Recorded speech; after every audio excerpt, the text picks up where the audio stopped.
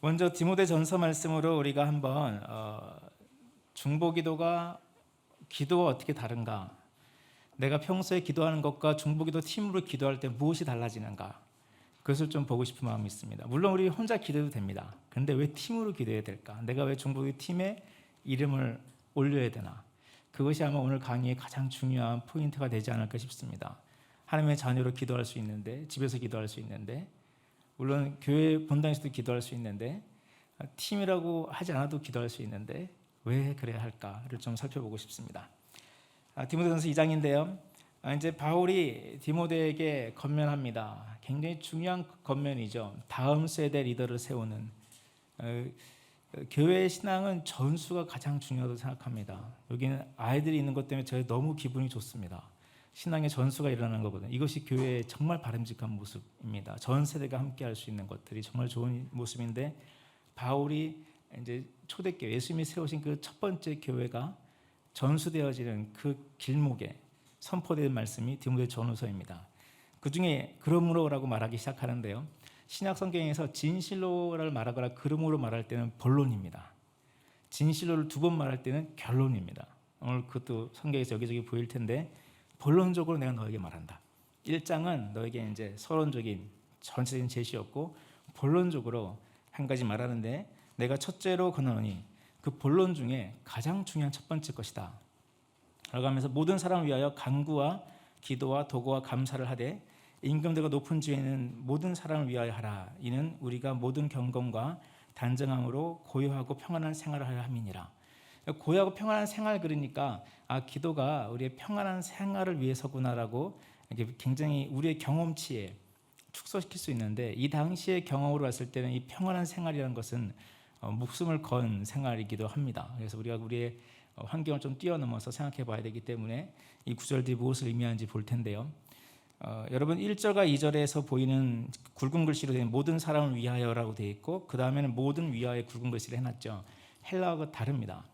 그러니까 모든 사람을 위할 때는 일반적인 인간의 모든 사람을 통칭하였고, 그 뒤에는 모든 것 위, 만유라는 뜻을 씁니다. 그러니까 모든 것 위에, 만유에, 그러니까 만유, 만인, 만민 이렇게 쓸 수 있는 단어로 보셔야 되고요. 헬라어 구조로 볼 때는 앞에 있는 모든 사람의 뒤에 있는 모든 만유가 확장된 상태로 주어지는 글귀입니다.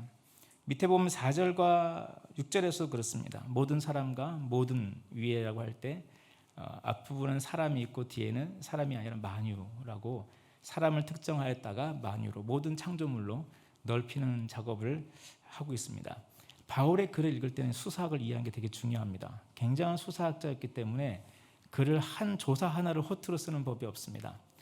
많은 그 성경을 비판했던 유럽의 또 독일의 많은 신학자들이 신학 성경을 비판할 때 제자들이 무지했었다, 학식이 높지 않았다고 평가했던 이유 중에 하나가 뭔가 하면, 전치사의 사용이, 헬라어 전치사 사용이 올바르지 못할 때가 많다, 조사의 사용이 빗나갈 때가 많다라는 이유였습니다.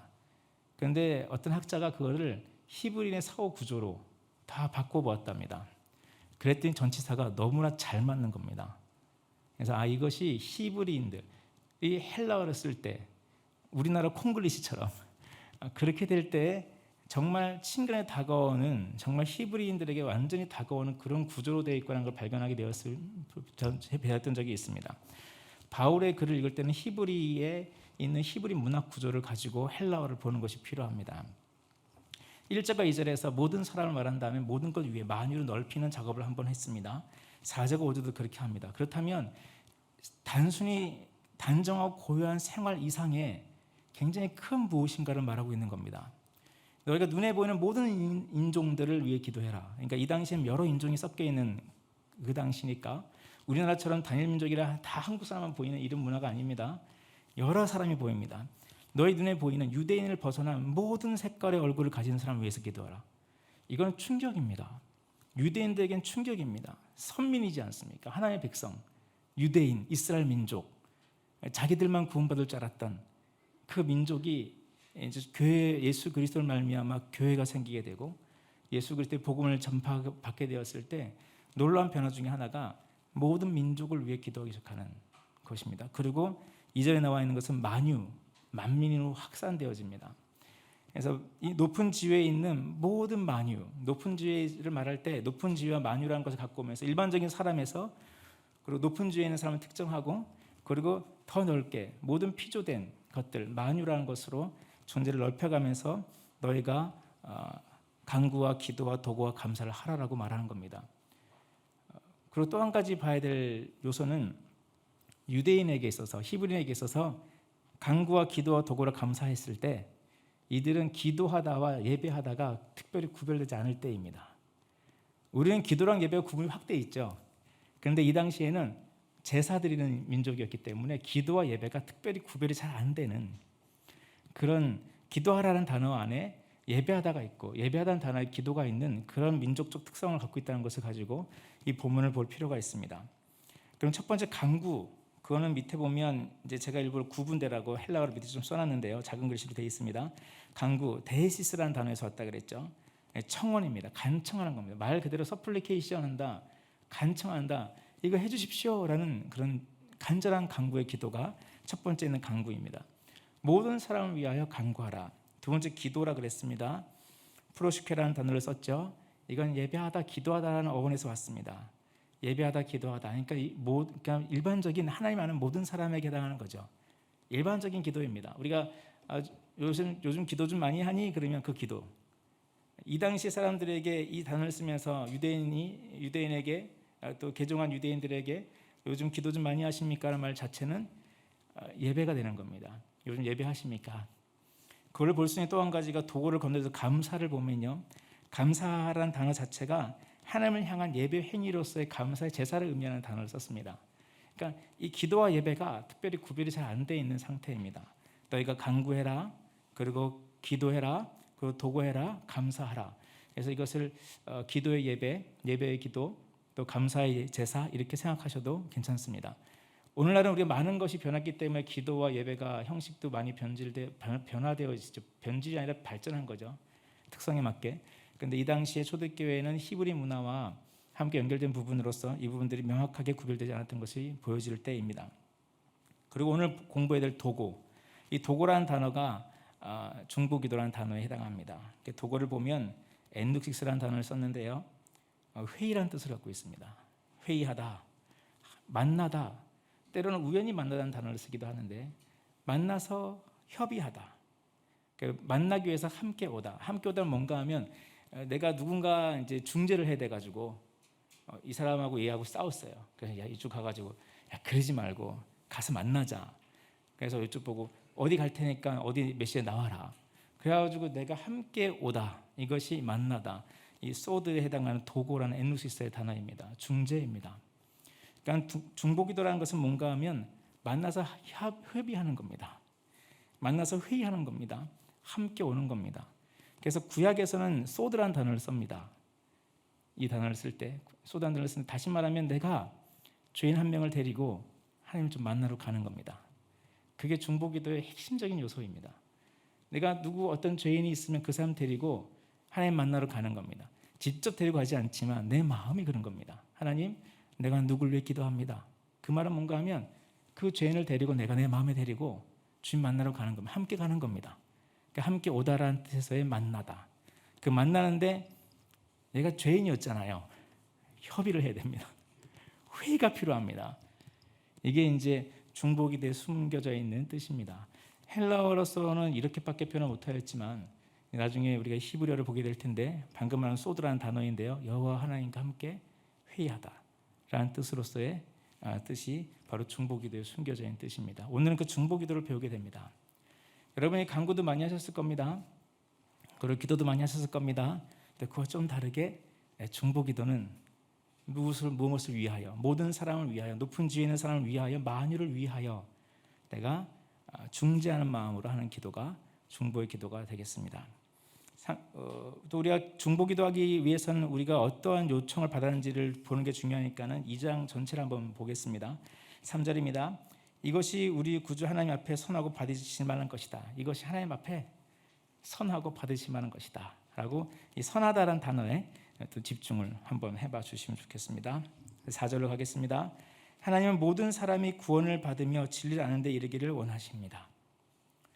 하나님은 모든 사람이, 앞에도 모든 사람을 얘기했다가 다시 모든 사람을 얘기합니다. 그러면 또 유대인들은 같은 음가가 반복되어질 때 솔깃하게 귀 기울이는 그 특성이 있습니다.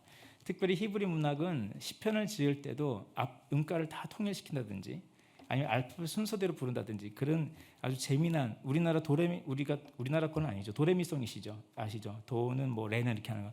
도레미파솔라시도라는 음가를 가지고 가사를 짓는 것처럼 시편의 대부분 그렇게 되어 있습니다. 알파벳 순으로 했든지 아니면 똑같은 알파벳을 했든지 비슷한 음가로 시작했든지 같은 단어로 했든지 그렇게 시작하는 것이 또 히브리 문학의 특성입니다. 예를 들면 시편 1편은 복이 있도다라는 선포로 시작해서 2편에서 복이 있도다고 마감 짓습니다. 그럼 1편과 2편은 하나입니다. 1편 시작할 때 복이 있도다, 복 있는 사람은 이렇게 번역했는데 복이 있도다라고 시작했습니다.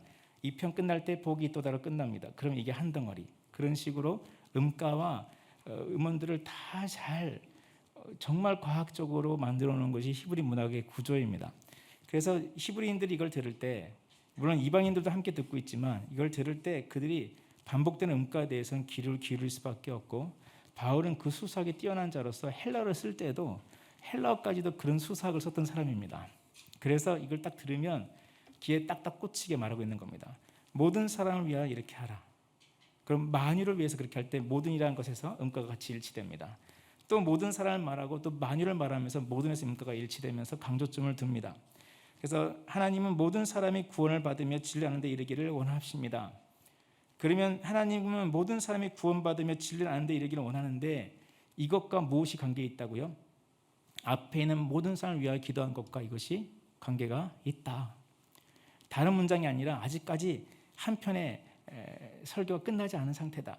앞에서 모든 사람을 위하여 간구와 기도와 도구와 감사를 하라라 그랬고, 이것은 단순히 우리가 모든 생활을 평안하게 하기 위해서만이 아니라 모든 사람이 구원받기 이르며 모든 사람이 진리를 알기까지 하는 하나님의 원하시는 뜻을 위해서 하나님 받으시기에 합당한 것이다 라는 논리가 전개된 상태입니다. 그러니까 디모데전서 1, 2장만 보고 우리가 기도해서 평안한 신앙생활 하자라고 결론 지어버리면 우리의 신앙생활이 반쪽짜리가 되는 겁니다. 그 누군가가 그렇게 말했습니다. 세상 등지고 십자가 보내 그랬더니 세상 등지면 십자가가 보이나요? 교회는 전부 다 동네 안에 있던데요. 농담을 한 말이죠. 그 말은 무엇이었는가 하면 제가 알기로 하스테반 선교사가 했던 말을 기억하는데요. 예수님이 십자가를 세상 속에 세우셨기 때문에 세상을 등져버리면 십자가는 보이지 않는다. 예수님은 세상 속에서 구원자로 계시기 때문에 그렇다라는 말을 강조하고 싶어서 그렇게 표현했던 적이 있습니다. 물론 그 찬송이 틀린 것은 아닙니다. 의미는 세상의 모든 유혹을 던져버리고 예수님을 따르는 거니까요. 농담삼아 이렇게 말한 적이 있는데 여기도 마찬가지입니다.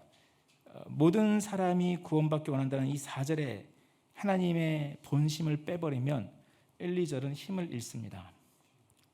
우리가 그냥 평안을 위해서 교회 잘 되라고 하는 것밖에 안 되는 그런 기도로 전락해버릴 수 있습니다. 제가 사도행전을 공부할 때였습니다. 사도행전 9장쯤 왔습니다. 그런데 교회가 평안하게 든든히 서갔다라는 본문이 나한테 탁 와닿았어요. 교회가 평안하게 든든히 서가는구나. 그런데 왜 그때 마무리가 안 됐을까? 가만 생각하면서 근데 내가 알기로는 이 이후의 핍박인데 9장에서 교회가 거의 완성된 모습이었는데 뭐가 부족했을까? 라는 마음으로 이제 9장을 집중하기 시작했습니다. 그런데 그 9절이 나온 몇 구절 안 내려가서부터 예루살렘과 도시 위주에 있었던, 그러니까 큰 대도시 위주에 있었던 교회의 형태가, 복음 전도 형태가 각 지방으로 굉장히 폭발적으로 만말도 시골 마을로 다 퍼져나가기 시작하는, 또 이방으로 퍼져나가기 시작하는 시작이 9장에 교회가 평안에 든든히 서가다 이후에 있는 걸 발견하게 됐습니다. 교회 리더들이 교회를 두고 지방으로 내려가기 시작합니다. 이 교회가 성장하고 있는데 그 교회를 두고 지방으로 흩어지기 시작하는 겁니다. 그렇지, 교회를 평안히 세우는 것만이 주님의 뜻이 아니지. 주님 원하시는 교회를 세운 목적은 이 땅의 구원을 위해서인 것처럼 이 디모데전서 2장에서도 바울은 강조하고 있는 겁니다. 너희가 교회로 모여서 간구와 기도와 도구와 감사를 하는데 그것을 기억할 것이 있는데 4절이다. 하나님은 모든 사람이 구원받으며 진리를 아는 데 이르기를 원한다. 라는 목적을 명확히 했습니다. 그러면서 5절에 하나님은 한 분이시요 또 하나님과 사람 사이의 중보자도 한 분이시니 곧 사람이신 그리스도 예수다 라고 예수님을 한 복판에 갖다가 놓는 겁니다. 그래서 디모데전서 2장의 핵심 구절은 예수 그리스도, 중보자이신 예수 그리스도. 다시 말하면 간구와 기도와 도구와 감사는 누구의 이름으로 해야 된다? 오직 예수 그리스도. 중재자는 누구이시다? 오직 예수 그리스도. 그것이 강조되고 있는 겁니다. 하나님은 한 분이시요 또 하나님과 사람 사이의 중재도 한 분이시다. 그냥 중재자이신 예수님은 한 분이시다고 끝내지 않고 앞에 붙였죠. 하나님은 한 분이시요 예수님도 한 분이시다. 원래 유대인들이 이걸 들으면 이건 신선모독죄에 해당합니다. 기독교인이 들으면 은혜인데, 왜냐하면 하나님 한 분인 것과 예수님 한 분인 것을 동등해 놨다는 겁니다. 예수님을 구 메시아로 인정하지 않는 유대인들이 봤을 때, 그 당시 바리새인이나 사두개인이 봤을 때는 어떻게 하나님이 한 분이시라는 말과 함께 사람과 그 하나님과 사람 사이 중보자 하나에다가 예수 그리스도, 그것도 사람이신 예수 그리스도를 넣느냐? 어떻게 하나님과 사람을 대등한 위치에 넣는, 이거는 큰 신선모독에 해당하는, 여러분이 들어도 그럴 것 같죠? 이거 신선모독죄에 해당할 것 같지 않으십니까? 바리새인이 들었다면. 굉장한 강조점입니다. 그리고 이방인을 섬기다가 돌아온 개종한 크리스찬이 들을 때에도 한 분 하나님, 한 분 중재자라는 강조점은 굉장한 겁니다. 왜냐하면 그들은 온갖 종교를 섬겼으니까요. 그냥 여러 종교를 그냥 섬겼으니까요. 유일신이라는 것을 그들이 이해하기는 너무나 먼 얘기였기 때문에 이것은 굉장히 중요한 선포가 됩니다. 그들에게 가장 중요한 선포였습니다. 우리도 이것을 중요하게 들을 수 있어야겠습니다.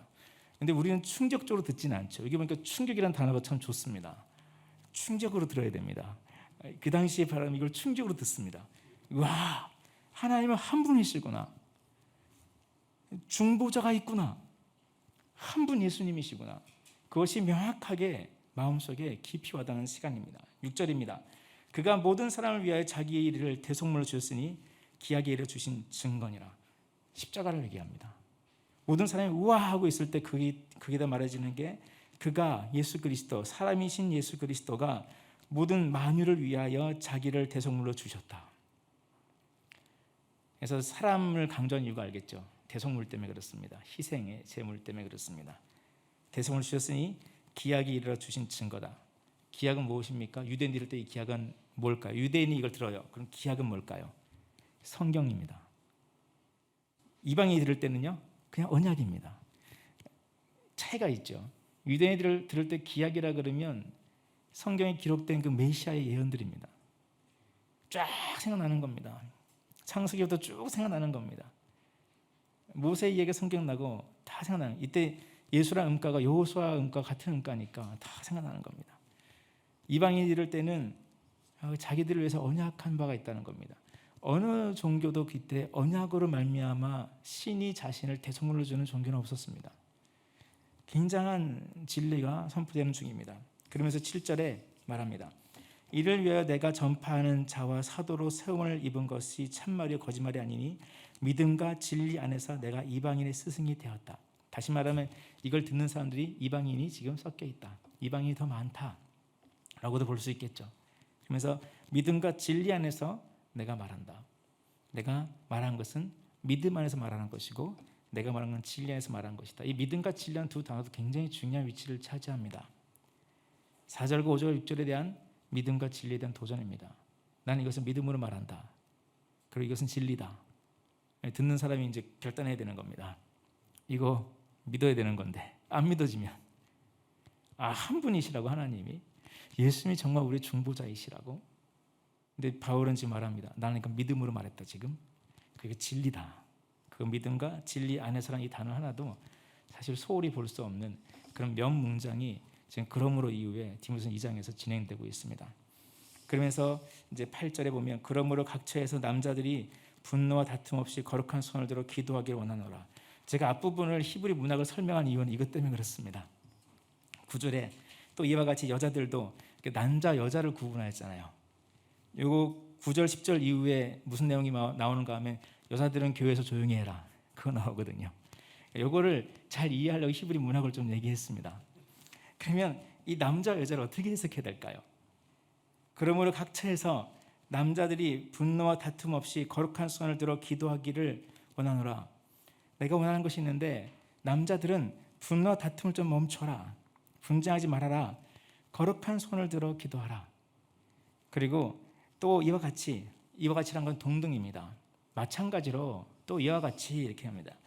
여자들도 단장하게 옷을 입으며 소박함과 정절로서 자기를 단장하고 따은 머리와 금이나 진주나 값진 옷을 하지 말고 오직 선행으로 하기를 원하노라.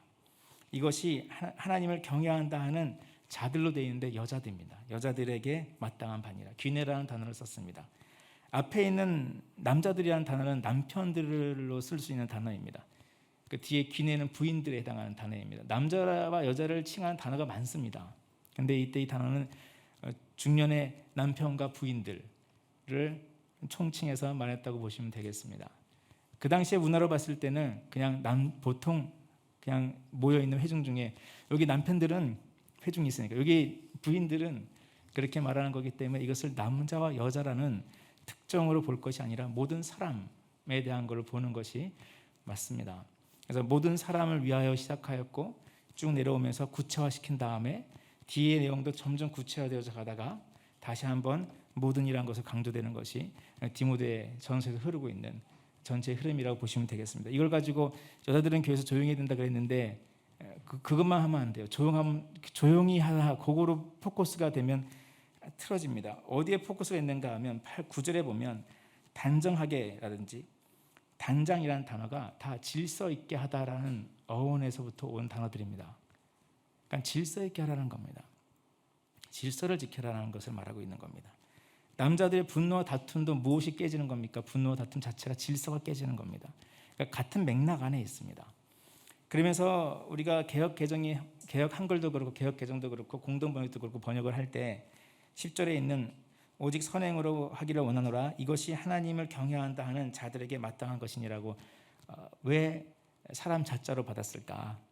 분명히 헬라어는 귀네라는 여자라는 단어를 썼는데 그들이 볼 때도 성경학자들이 볼 때도 이 문맥으로 봤을 때 이것이 남자와 여자를 구분하여 단정지은 것이 아니라 모든 사람에게 하는 겉면이기에 그들을 번역할 때 이걸 여자로 번역하기보다는 모든 사람이라고 시작했던 것처럼 이렇게 모든 크리스찬들을 상징하는 사람으로 받는 것이 옳다고 번역한 것 같습니다. 또 그것을 반증한 것이 이제 7절에서부터 나오는데요.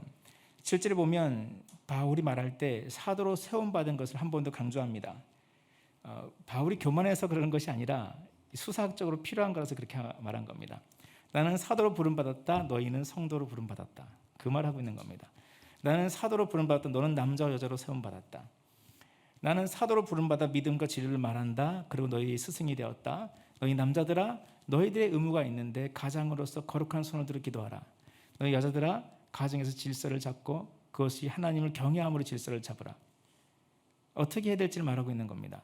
히브리인들의 사고 구조에 의하면 남자는 영을, 여자는 혼을, 아빠는 영을 양육하고 엄마는 혼을 양육하게 되어 있습니다. 그래서 혼을 양육한다 그랬을 때 아빠는 영적인 책임, 그래서 우리가 가장 영적인 가장 말하는 이유가 히브리 전통 안에 있습니다. 남자는 영적인 가장의 노릇을 합니다.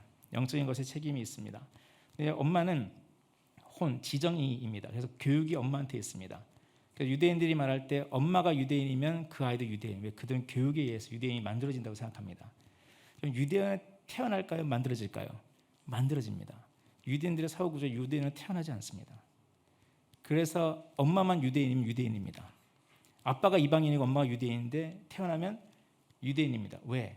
엄마가 교육하기 때문에. 유대인은 만들어지기 때문에. 유대인은 태어나지 않습니다. 그것이 유대의 사고 구조예요. 그래서 그 사고 구조가 그대로 담겨져 있는 수사학적인 표현들이 이방인이 더 많은 교회이기도 하였지만 디모데에게 주어진 편지이기에 그렇게 주어지고 있는 겁니다. 바울이 자기가 유대인인 것을 감출 수 없는 거죠. 뼛속부터 유대인이 다 자기가 뭐 바리새인이라 그랬으니까 히브리인지 히브리라 그랬으니까 뼛속부터 정말 유대인입니다. 이게 어떤 바울의 수사학이 쫙 펼쳐지는 그런 시간들입니다. 그래서 바울은 말합니다. 7절에서 내가 전파하는 자와 사도로 세움을 받았다. 그래서 내가 믿음과 진리 안에서 너희를 가르친다.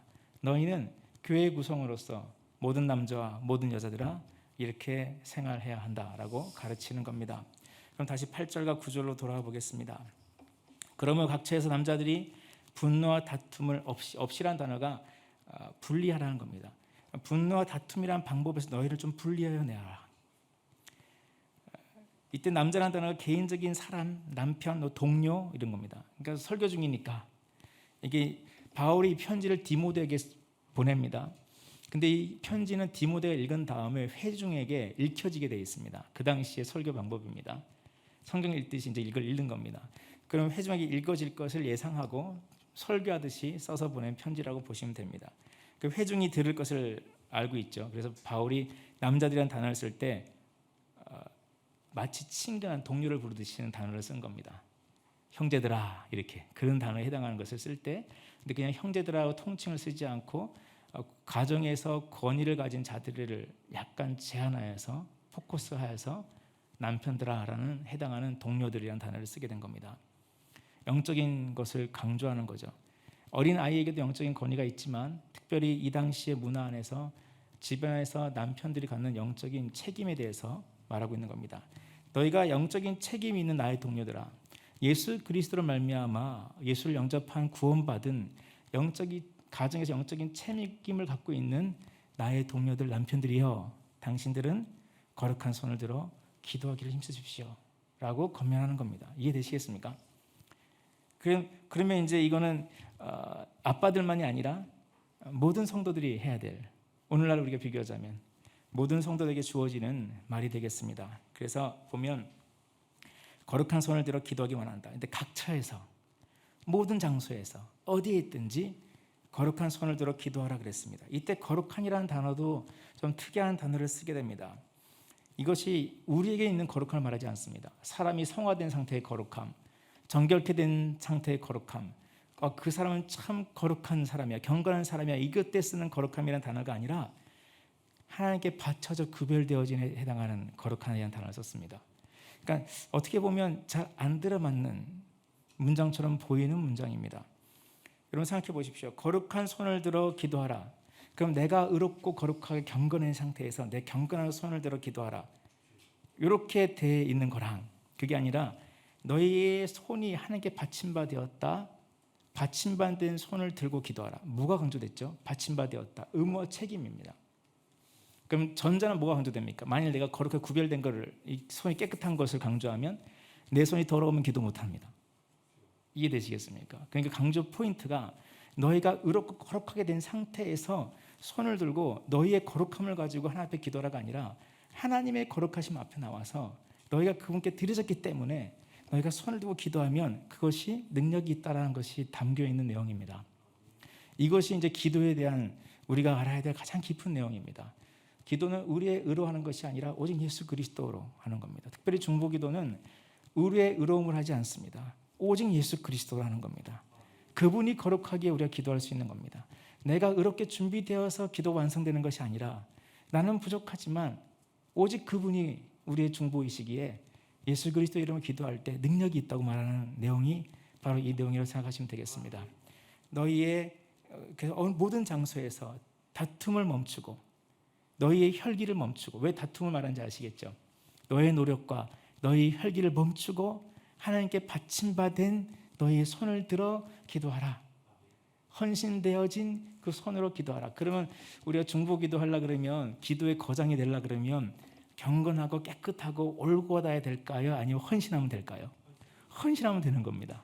제가 3시간씩 왜 기도했냐고요? 헌신하려고요.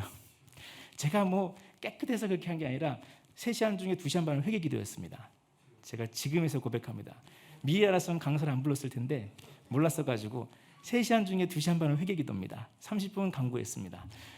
여러분, 우리가 깨끗하고 거룩해서가 아니라 그분으로 말미암은 때문에 우리가 구원받고 기도할 수 있는 것을 여러분 기억해 주시면 좋겠습니다.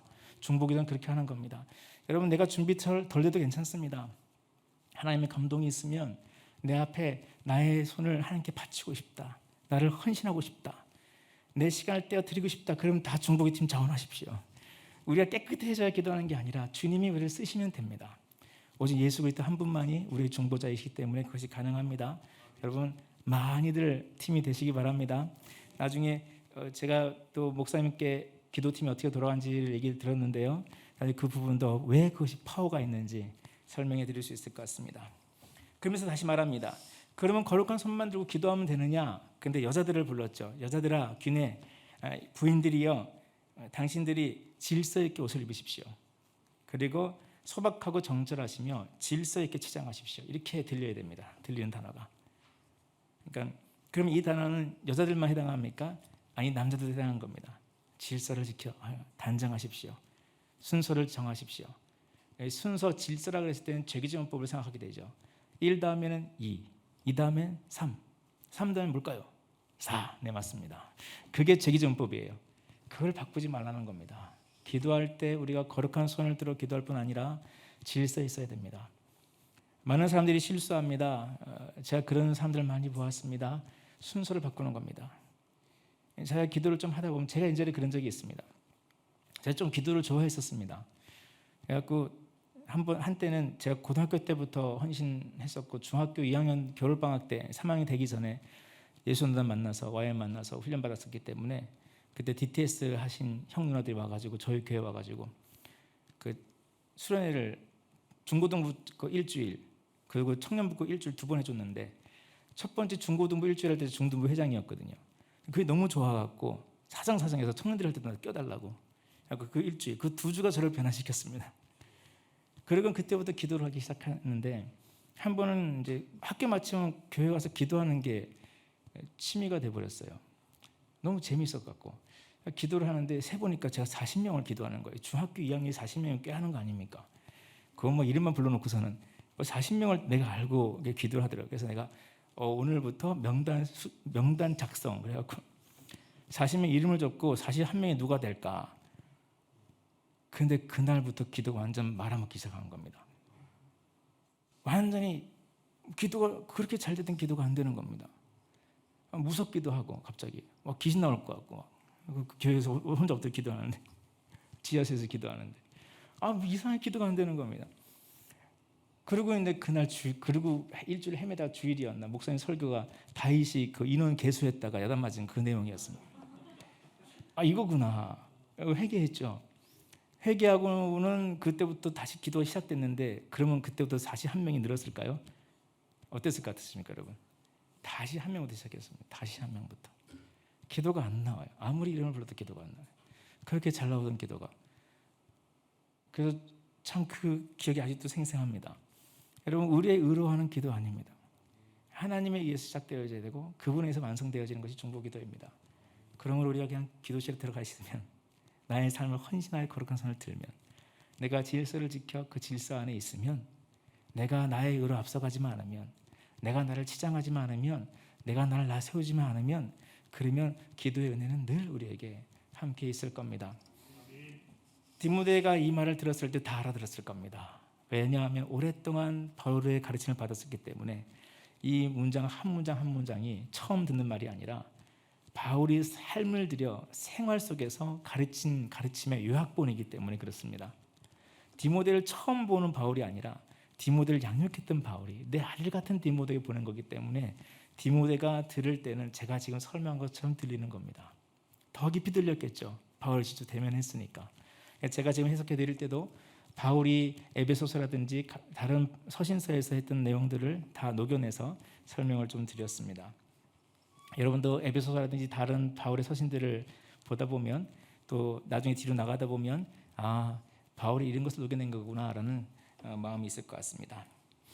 하나님을 경외하는 자들, 남자와 여자들, 모든 성도들을 부르는 겁니다. 내가 사도로 부름받아서 믿음으로 말한다. 예수님이 중보자이시다. 내가 진리를 말한다. 하나님은 한 분이시고 예수님이 우리의 중보자가 되셨다. 그리고 내가 이제 그 진리와 믿음을 나는 사도로 말했고 이제 남자들아 너희는 기도해라. 여자들아 질서 안에서 우리의 삶을 단정케 하자. 그 말은 너희는 그렇게 부름을 받았다. 다시 말하면 모든 크리스찬들은 거룩한 손을 들어 기도하게 부름받았고 모든 크리스찬들은 질서 안에서 하나님을 섬기게 기름받았다. 그 부름받았다. 그것이 하나님을 경외한다 말하는 다시 말하면 너희가 하나님을 경외하느냐? 그럼 마땅히 행할 바가 이것이다 라고 말하면서 쓴 단어가 10절의 선행입니다. 이 선행이랑 같은 뜻의 단어가 어디에 있었습니까? 아까 3절에 하나님 앞에서 선하고 받으실 만한 것, 이렇게 연결시켜서 한 덩어리로 묶습니다.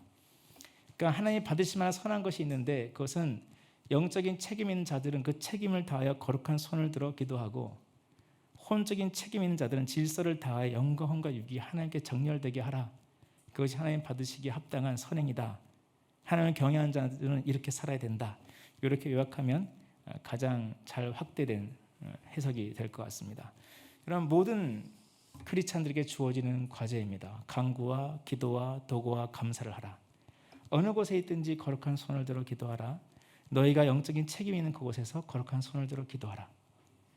너희가 혼적인 책임 있는 곳에서 질서를 다하여 단정하게 하라. 하나님을 경외함으로 너희 삶을 그렇게 드려라. 이것이 너희가 행해야 될 선행이다 라고 말씀하신 겁니다. 이 선행의 구제사역하라는 건 절대 아닙니다. 이해되시겠죠? 이것이 디모데전서 2장에 숨어있는 뜻이 되겠습니다.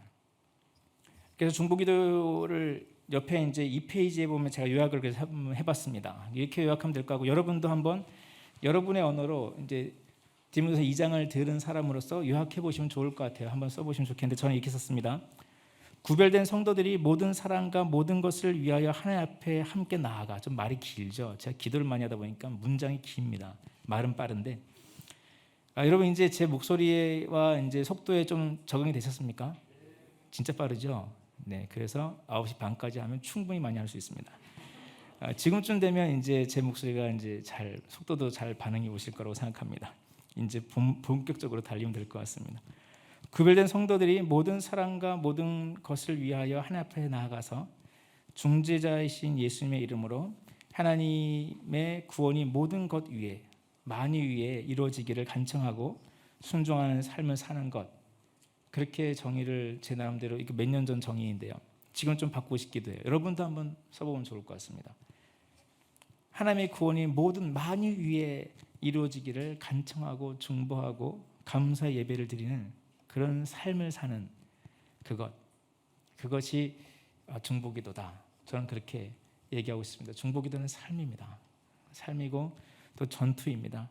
주기도문을 보아도, 예수님의 주기도문과 잘 비교해 보아도 주기도문에 녹아있는 삶에 대한 얘기가 있듯이, 또한 우리의 모든 중보기도가 그러합니다. 하늘의 뜻이 이 땅에 이루어지기를 살아내는 것, 그것이 중보기도해야 됩니다. 기도만 하는 것이 아니라 기도가 자체가 삶이 되는 것이 중요합니다. 아까 한 목사님 말씀하실 때 저를 칭찬해 주셔서 감사합니다. 중보자로 살았다 해준 말이 저한테 큰 은혜가 되고 위로가 되었습니다. 여러분도 중보자의 삶을 살고 있는 걸 압니다. 이미 기도자인 걸 압니다. 그리고 교회가 정말 제자 훈련과 중보기도 팀의 훈련에 힘쓰는 것이 정말 좋습니다. 여러분 헌신하십시오. 나중에 물어봐야죠, 한 목사님께 몇 명 헌신했습니까? 자, 그 다음 볼까요? 중보기도는 이러하다라고 말했습니다. 그럼 그 중보기도의 원칙들은 뭐가 있을까 또 몇 가지 볼 텐데요. 이사야서 13장에 보면 이제 구약에서 몇 가지 가져와 볼게요. 13장 1절부터 3절까지를 보면서 이제 머리도 좀 돌리고, 이제 언어 속도에는 익숙해지셨으니까 이제 머리를 좀 돌리겠습니다. 1, 2, 3절, 이사야 13장 1, 2, 3절이 나와 있는데 1, 2, 3절을 보시면서 밑에 있는 숙제 퀴즈, 너희는 누구고 그들은 누구고 존귀한 자는 누구일지를 찾는 겁니다. 아모스의 아들 이사야가 바벨론에 대하여 받은 경고라. 너희는 민둔산 위에 기치를, 너희가 나왔죠. 기치를 세우고 소리를 높여 그들을 부르며, 그들이 나왔습니다. 손을 흔들어 그들을 존귀한 자의 문에 들어가게 하라. 존귀한 자가 나왔습니다. 그럼 3절에서 각각을 찾아서 연결하면 되겠습니다.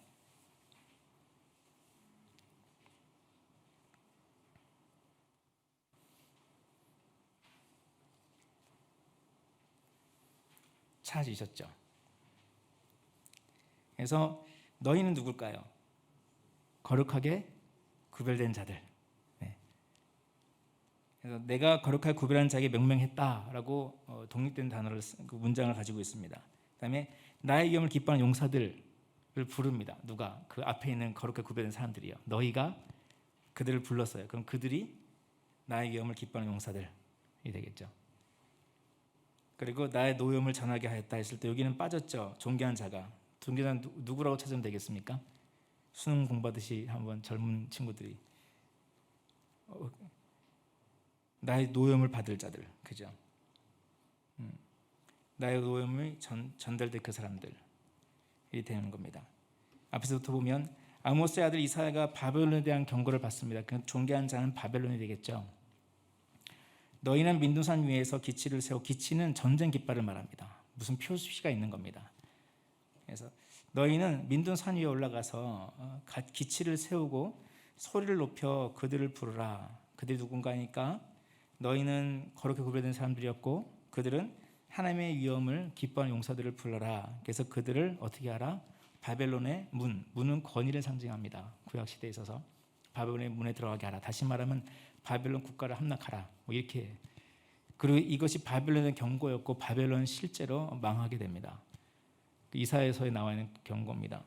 이 말씀을 드리는 이유는 중보자의 사회적 모델에 대해서 말씀드리는 겁니다. 여러분, 우리가 기도할 때 그것이 그냥 단순히 기도로 끝나지 않습니다. 우리의 가정을 평안하게 하는 걸 끝나는 것이 아닙니다. 여러분, 우리가 기도할 때 우리는 거룩하게 구별된 사람들입니다. 거룩한 손을 들기를 원하는 그 갈망이 있었던 것처럼 하나님께서는 성도들, 거룩하게 구별된 자들을 불러서 중보의 자리로 부르십니다. 산 위로 부르시는 겁니다. 우리나라 사람들을 잘 이해할 수 있을 것 같아요. 산기도 많이 해가지고 민둔 산기도, 나무를 다 뽑아서 민둔산이 된지는 잘 모르겠지만 하여튼 나무 뿌리를 뽑는 기도가 그렇게 꼭 중요한 건 아닙니다. 저는 한 번도 못 뽑아봤습니다. 힘이 딸려서. 주기철 목사님이 기도했던 기도 바위는 올라가 봤습니다. 제가 마산에 살았었기 때문에 주기철 목사님 아시죠? 다들 아시죠? 주기철 목사님 어떻게 보면 일제시대의 가장 큰 리더였던 분이라고 볼 수 있는데 그분이 기도했던 바위가 있는데요. 어떻게 생겼는가 하면 넓은 방, 긴데 마치 방패처럼 생겼어요. 기둥처럼. 위가 넓고 밑이 좁아지는 바위가 밑이 이렇게 평상처럼 펴져 있습니다. 근데 거기에 십자가로 짜게져 있어요. 십자가로. 진짜 보면 십자가. 이 기둥에 십자가가 이렇게 쫙 짜게져 있다고 생각하면 됩니다. 그게 기도하시던 바위래요. 기도하는 도중에 하나님의 음성과 함께 바위가 짜게져 있습니다. 근데 거기에 불교 땅이에요. 그래서 그 바위가 온통 낙서 천지입니다. 어느 날 가보면 십자가 그려져 있고 어느 날 보면 불교 만자가 그려져 있고 서로 영역 싸움 하시느라고 처음에는 잠잠했습니다. 저희 갈 때는 일주일에 한 번씩 바위에 기도를 올라갔었거든요. 그때는 괜찮았습니다. 그런데 좀 유명해지니까 사람들이 많이 오니까 절간에서 그 바위 주변에다가 불교 만자를 다 이제 뺑 돌아 이렇게 그려놓은 거예요. 그러니까 또 크리스찬들 또 열정 있는 분이 가셔가지고 그 기도 바위 전체를 또 빨갛게 보혈로 그 중요한 곳을 하여튼 그런 전쟁을 한 적이 있는데 무슨 얘기하다가 하여튼 산기도 민둔산 위에 올라가라면 말은 무엇입니까? 표징이 되고 다 볼만한 상황이 되는 겁니다. 사람들의 눈에 보이라는 것이 아니라 영적인 의미가 더 강합니다. 산 위로 오른다는 거. 산 위에 올라와라. 그것은 또한 뭘 말하는가 하면 구별되었다는 것을 말하기도 하고 이 산 위에 오른다는 자체가 지금 여기서는 내가 너희를 거룩하게 구별하였다 이 말 자체는 구약에 있는 거룩한 그대로입니다. 거룩하게 구별된 사람들을 말합니다. 그런데 아까 신약에서 디모데전서를 봤을 때는 헌신이라는 단어가 있었지 않습니까? 그것에 해당하는 단어가 산 위에 올라와 있는 상태를 말할 수 있겠습니다. 기도자들은 민둔산 위에 올라오는 사람들입니다. 자신을 헌신시키는 사람들입니다. 그런데 하나님이 그들을 거룩하게 구별했다고 말씀하십니다. 거룩하게 구별하여서 하나님이 구별해 부르심과 그들의 헌신이 함께 만나서 산 위에 있습니다. 그들은 뭐 하게 됩니까? 3절에 보면 거룩하게 구별한 자들에게 명명하였다. 하나님이 명명을 듣게 됩니다. 그리고 그 명명을 어떻게 해야 합니까? 소리를 높이고 손을 흔들어 깃발을 세워서 전달합니다. 그럼 누가 움직입니까? 하나님의 위엄을 기뻐하는 용사가 움직이는 겁니다. 만약 국가를 위해서 기도할 때도 구국기도 같은 거 할 때도 구기도를 하는 분이 계신가 하면 이 땅에서 실적인 영적인 변화들이 일어나겠죠. 이 기뻐하는 용사들은 크리스찬일 수도 있고 아닐 수도 있습니다. 하나님이 기뻐하는 뜻, 하나님의 위엄을 따르는 모든 그룹을 용사라 불렀습니다. 그들이 모여지는 겁니다. 이방인 나라일 수도 있습니다. 이 당시에 바벨론을 망할 때도요. 그래서 하나님이 쓰실 수 있는 모든 도구들, 1차적으로 하나님이 거룩하게 구별된 자들을 불러서 그들에게 명명하시고 그들이 중보기도 합니다. 그랬더니 하나님의 기뻐하는 용사가 모여듭니다. 그랬더니 바벨론이 함락됩니다. 이런 뜻입니다. 그런 어떤 사회적 모델이라 그럴까요? 우리가 기도할 때 기도의 응답이 보이지 않을 때가 있지만 그것은 반드시 이루어지고 있는 겁니다. 예를 들면 기도원이 자기를 말할 때 자기는 지극히 작은 자라서 아무것도 못한다고 하나님께서 계속 그러잖아요. 근데 기도원이 그렇게 하다가 일단은 하나님의 뜻에 순종하기로 하고 자기가 만난 분이 하나님인 걸 알았기 때문에 뿔나팔을 한번 붑니다. 근데 뿔나팔을 불었는데 예상치 못한 일이 일어나죠. 모든 지파에서 모여든 겁니다. 그 문장을 보면 기도원이 예상치 못한 일이 일어난 겁니다. 뿔나팔을 불었더니 그 당시에 그 지파마다 나팔의 소리가 다 다릅니다. 뿔나팔 여러분 보셨나요? 뿔나팔의 크기와 꼬부라진 정도에 따라서 소리가 다 다릅니다. 잘 불러야 부러지는데요. 부는 것도 참 용합니다. 저도 한 번도 못 불었어요. 근데 뿔을 불면 진짜 뿔만 불어요. 아무것도 없어요. 뿔밖에 없어요. 그냥 뿔이에요. 꼬여있는 뿔입니다. 뿔을 불면 소리가 나는데 소리가 다 달라요. 그래서 이게 누구 건지 압니다. 사람들이 들으면 이거 어느 집안 거네 그거 압니다. 근데 기도원이 불었잖아요. 그럼 기도원이 말한 대로 가장 작은 지파의 가장 작은 자의 나팔 소리가 들립니다. 갈래요 안 갈래요?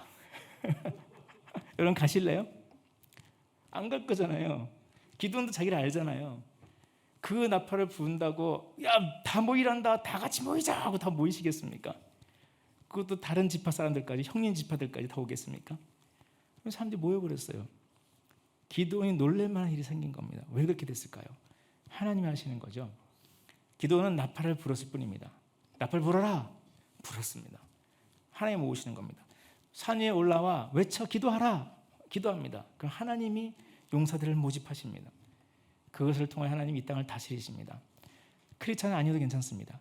다니엘도 중요하고 요셉도 중요하지만 꼭 그런 사람만 있어야 되는 거 아닙니다. 하나님은 전능하십니다. 만유를 덮었습니다. 디모데 전서에서의 내용은 만유를 위해 기도하라고 했습니다. 그 뜻은 무엇일까요? 성령의 감동으로 기록된 성경입니다. 바울이 그것을 전수하고 있습니다. 만유를 위해 기도하라. 뜻은 뭐예요? 만유를 주님이 다스리신다. 만유를 위해 기도하면 그 기도 응답이 된다 안 된다? 된다. 내가 믿음과 진리를 말하는데 만유를 위해 기도하라 된다. 그것을 바울이 지금 말하고 있는 겁니다. 디모데에게. 내가 믿음과 진리로 말한다. 지금 사도로서 믿음으로 말하고 진리를 말하는데 만유의 하나님께서 원하시는 바가 있으니 만유를 위해 예수님 이름으로 기도하면 그것은 이루어진다라는 것이 너희가 간구와 기도와 도구와 감사를 하라라는 것에 해당합니다. 여러분 간구의 자리에 계신 줄 압니다. 그 개인의 기도도 정말 하나님 앞에 쌓아가셔야 됩니다. 그 개인의 기도는 개인의 하나님과의 친밀한 대화들입니다. 대화입니다. 여러분 주일학교 때 배웠습니다. 기도는 뭐라고요? 우리의 호흡. 기도는 대화. 다 주일학교 선생님도 좀 한 번씩 다 해보셨죠? 여기 얼굴 이렇게 보니까 다 주일학교 선생님 해봤을 것 같습니다. 그렇게 가르쳤잖아요. 그러면 진짜로 대화이고 호흡이에요. 그게 이제 두 번째는 기도입니다. 도구가 중보기도. 이렇게 산 위에 올라와서 거룩한 손을 들어 하는 기도들. 그리고 감사의 제사.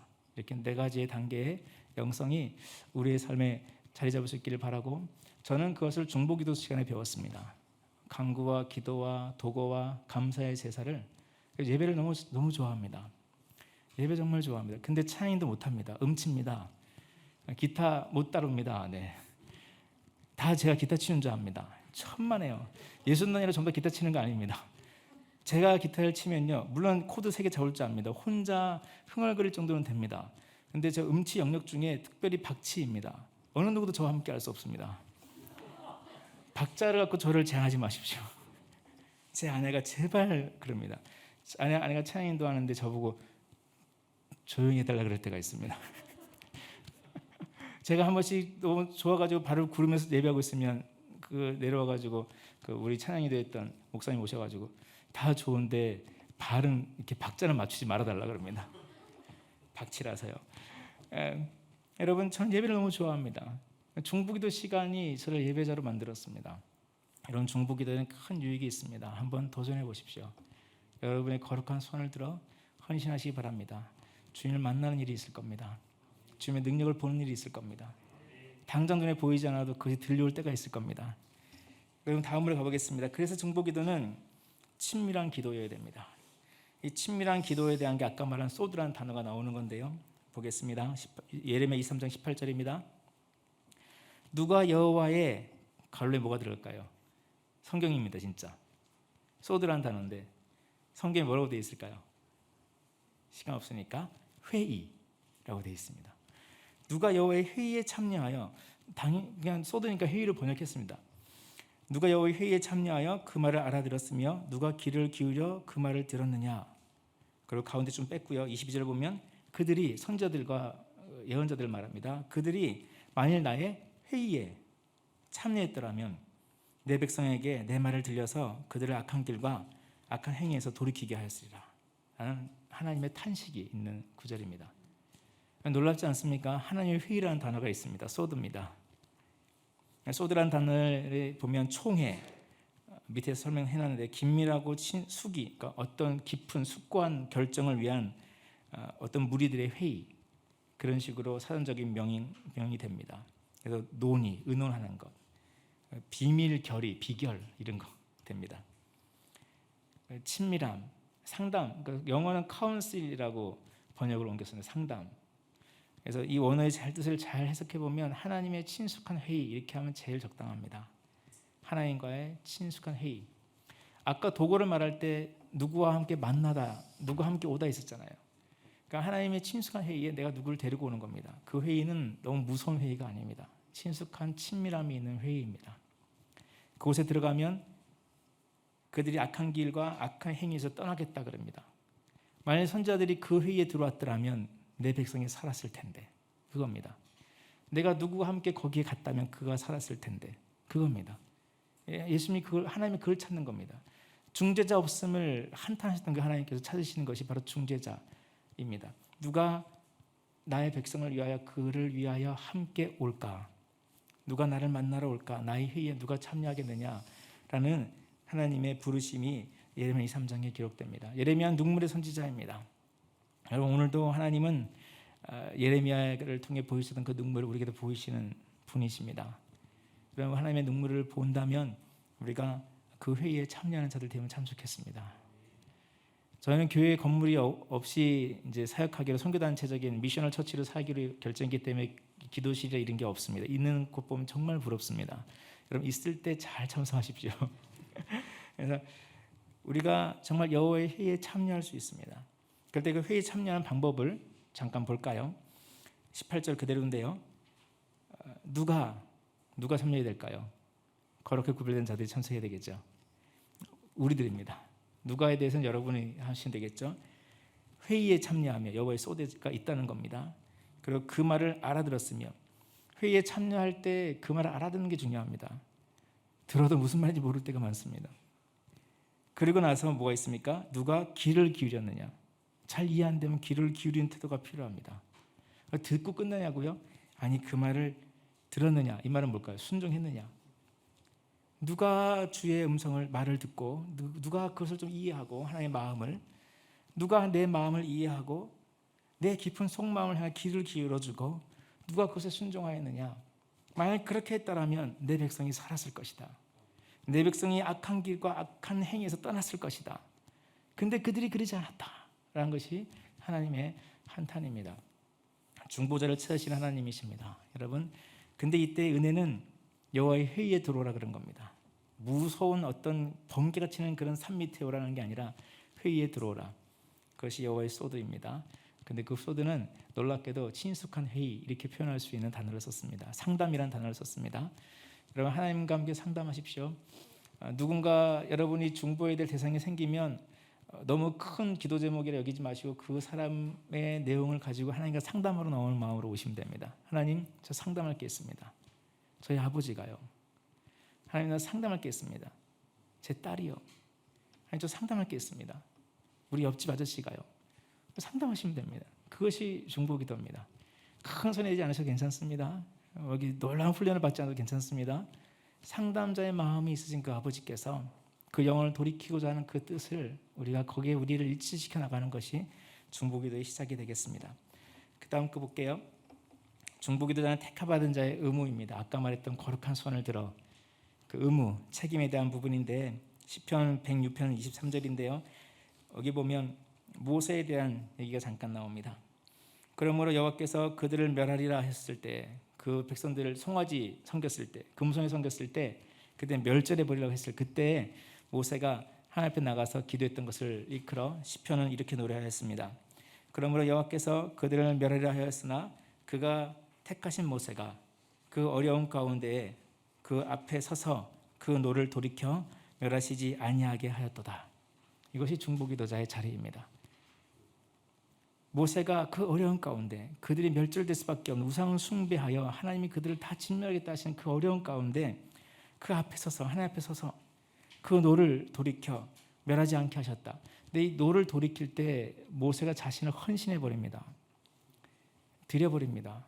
어떻게 되는지 아십니까? 여러분 기억하는 분 계실 겁니다. 아버지 이들을 구원할 하나님 이들을 구원하실 거 아니면 저도 구원하지 마십시오입니다.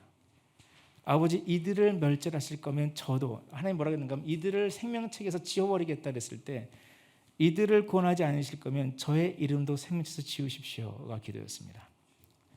목숨을 거는 기도였습니다. 그래서 이렇게 표현한 겁니다. 그 앞에 서서 어려운 가운데 그 앞에 서서 그 노를 돌이켜 멸하지 아니하게 하였다. 이 강의를 하면 사람들이 이제 겁납니다.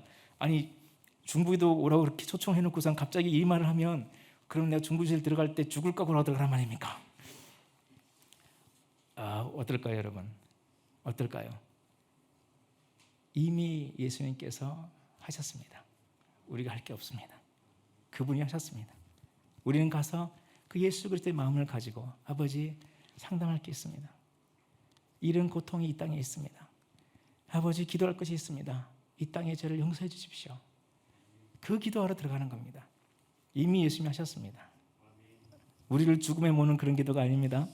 이런 친수관 가운데 택함 받은 우리가 그 자리에 들어갈 책임과 의무가 있습니다. 바울은 모든 성도가 이 의무가 있다고 말합니다. 특별한 어떤 은사가 있는 사람들만 한 것이 아닙니다. 간구와 기도와 도구와 감사 네 가지를 한 세트로 묶었습니다. 감사의 제사 모두 다 해야 되는 거죠. 추수감사절 모든 감사의 헌금들 감사의 모두가 하는 거죠. 기도들 간구들 모두가 해야 되는 것처럼 중보기도도 모두에게 주어져 있는 부르심인 것을 여러분이 기억하시면 좋겠습니다. 3페이지를 할 건데요. 이제 좀 가까이 왔고요. 좀 더 친해졌네요, 그죠? 네. 자 들어오시면 시작하겠습니다.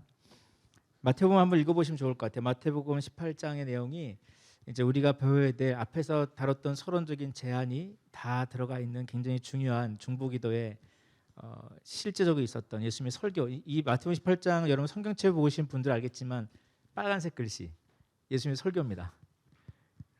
한번 볼게요. 내 형제가 죄를 범하거든 가서 너와 그 사람과만 상대하여 권고하라. 만일 들으면 내가 내 형제를 얻을 것이요 만일 듣지 않거든 한두 사람을 데려가서 두세 증인의 입으로 말마다 확증하게 하라. 만일 그들의 말도 듣지 않거든 교회 말하고 교회 말도 듣지 않거든 이방인과 세리와같이 여기라 라는 본문입니다. 제가 처음 이 본문을 접했을 때 약간의 충격이었습니다. 왜냐하면 제가 본 성경이 오류가 있던 성경이었습니다. 뭔가 하면 성경 시작할 때 동그라미가 앞에 붙어있으면 그게 단락들이거든요. 동그라미 15에 시작해가지고 다시 18절에 시작하는 겁니다. 그러니까 한 달락이 끝났다고 생각해서 오늘은 묵상 구절 되게 짧다, 되게 행복해하면서 세 개 절을 읽고 지금 제가 오늘은 수업에 늦을 것 같으므로 이만 일어나야 되겠습니다. 내가 오늘 하루 종일 이 말씀 묵상하겠습니다. 그리고 수업 갈라 그럴 때 우리 한 목숨을 같이 듣는 수업에 가려고 아침에 제가 지각 많이 했거든요. 갈라 그러는데 제 마음 안에 뭔가 굉장히 큰 부담이 있는 겁니다. 왜냐하면 이거 세 절 읽고 일어나라 그랬었거든요. 근데 아닌 것 같아요. 더 읽어야 될 것 같아서 그 뒤를 읽었습니다. 진실로 시작하는 겁니다. 진실로 여기서 나오면 어떡하지? 본론이잖아요. 그래가지고 그렇구나 읽었습니다. 한 절을. 진실로 너에게 이르노니 무엇이든지 너희가 땅에서 매면 하늘에서 매일 것이요 무엇이 땅에서 풀면 하늘에서 풀리리라. 진실로 다시 이거 끊을 수가 없잖아요. 결론이 나왔으니까 읽어야죠. 진실로 다시 너에게 이르노니 너희 중에 두 사람이 땅에 삽심하여 무엇이든지 구하면 하늘에 계신 내 아버지께서 그들 외에 이루게 하시리라. 내 주님 오늘 내가 열심히 그날이 화요일이었어가지고 저희 선교단체 지하에서 중보기도가 있는 날이었기 때문에 제가 오늘 열심히 중보기도에 참석하겠습니다. 그러고 일어나려 그러는데 또 제 마음 안에 아직도 평안함이 없는 겁니다. 더 읽어야 될 것 같은 거예요. 저희 안양대학에 올라갈 때 편하게 좀 걸어가고 싶었거든요. 근데 거기를 뛰면 죽습니다. 여러분 나중에 가보십시오. 소방차가 앞밖에 들릴 정도의 경사니까 못 뛰거든요. 수방관에서 수업하려 그러면 저희 개마공원이라 불렀었는데 거기까지 뛰어가려 그러면 그래갖고 주님 앞에 이제 한번 숨을 쉬고 주님 나의 마음의 이 불편함은 나의 지각이 아니라 주님의 부르심인 것 같은데 그러면서 주님의 감동이 자꾸 느껴져서 다시 읽었습니다. 두세 사람이 내 이름 모인 것 나도 그들 중에 있느니라. 저의 그 뜀박질을 걸고 읽기 너무 짧은 구절이잖아요. 그래서 21절도 읽었어요. 내친 김에. 그때 베드로가 나와 이르되 주여 형제가 내게 범죄하면 몇 번이나 용서해 주리이까 7번까지 하오리이까. 이때 갑자기 화가 나는 겁니다. 베드로를 향하여서.